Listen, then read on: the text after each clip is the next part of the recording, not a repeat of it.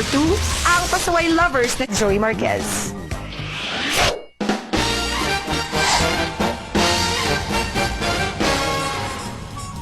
September 2003, nabulabog ang buong sambayanan nang lumabas si Kris Aquino sa isang live news interview at umamin sa publiko na nahawahan siya ng sexually transmitted disease ng karelasyon niyang si Joey Marquez. Isa lamang yon sa mga eksplosibong revelasyon ni Kris tungkol sa masaklap na kinahinatnan ng love affair nila ni Joey. In fairness naman, gusto ko naman marinig naman sana ng mga tao yung mga totoo, no? Yung totoo lang. Sa loob ng ilang buwan, naging matunog ang mga pangalan nila Kris at Joey sa iba't ibang balita sa TV, radyo at mga pahayagan. Pero nung nagsimula pa lang kanilang relasyon, hindi rin sila tinatantanan ng mga intriga. Palibasa, parehong kontrobersyal ang mga pangalan at estado nila sa buhay. Kaya naman konting kibot lang ng dalawa, big deal na. Kahit sinong maging maling kay Kris, talagang pag-uusapan yun. Dahil siya si Kris, ganun lang yun. Nung naging sila ni Joey, mas nalimuot yung relationship nila eh. Feeling ng ibang tao, hindi sila match. Hindi kasi masyadong violente kasi parang natigal-gal lahat ng mga tao. Ha? Pwede pala mangyari yun? Sinampahan ni Kris si Joey ng kaso dahil sa di umano'y pang-aabuso nito.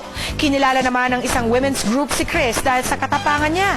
Pero matapos humingi ng public apology si Joey, binawi ni Kris ang mga kasong sinampa niya laban sa ex-lover. Nakiusap sila sa publiko na kalimutan na lamang ang nangyari. Ilang buwan ding umikot ang balita na nagkabalikan daw ang dalawa.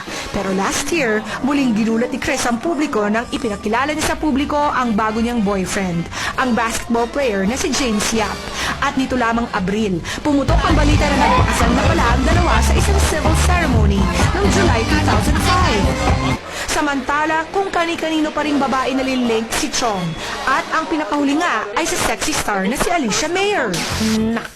Kahit may kanya-kanya na silang buhay, hindi na marahil malilimutan ng bayan ang madilim na kabanata sa minsang pag-iibigan ni na Joey at Kris. Kung ano man yung totoo, di bahala na lang sila. Kumbaga yung public na lang ang humusga.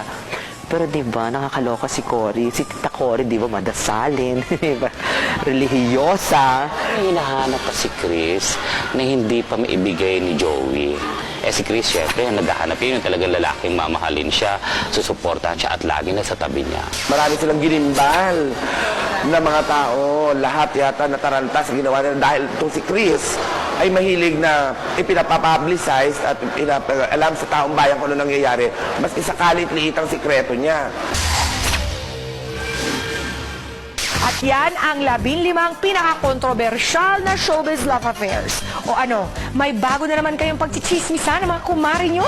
Kaya lagi nyo ugaliin ang panonood ng Pinaka para lagi kayong una sa mga pinaka-hot na chika. O paano po? Babay muna, ako po si Pia Guanyo, ang inyong kasama sa walang patumanggang paglilista. Sa susunod na linggo, ihanda po ulit ang ballpen at papel nyo dahil sabay-sabay ulit tayo maglilista ng ating mga Pinaka.